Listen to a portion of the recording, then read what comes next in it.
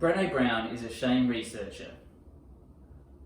One of the things that she discovered was that the biggest shame trigger for men is being perceived as weak. The biggest shame trigger for men is being perceived as weak. But where I see the problem is that men shame other men for perceived weakness.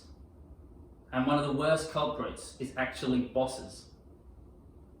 Bosses create their own standards on what it means to be a strong man and then judge others, their employees, based on this set of standards. So everything below this benchmark is considered weakness. And they do this really because they see it as a reflection on them personally.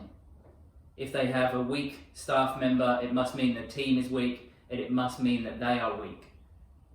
So they are actually not just judging others by their standards, they actually judge themselves by their own arbitrary standards. And these standards that they set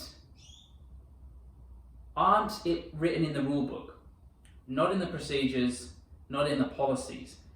They're these statements, these messages that get sent out to the employees, and the employees feel it. So the bosses might say things like, if my wife left me tomorrow, I would still be in the office at 7 a.m. Or 80-hour weeks were standard in my day. And the employees feel these shame sort of standards, these messages coming out from the top, and they don't speak up. So if they're struggling with anxiety, or they're struggling with depression, or they're struggling with an ailment of some sort, or that their wife left them last week, they don't speak up.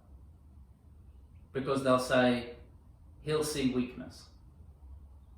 And he will say, I won't be able to do my job. And they suffer in silence. They suffer in silence. Now, bosses, we need to change this mindset of what it means to be a strong man. We need to send a different message to employees. We need to send a message that we will listen, we will support, we will help you if you're struggling. We need to invite them to actually come forward and to speak up so they don't suffer in silence. Bosses, the men and your employees need you.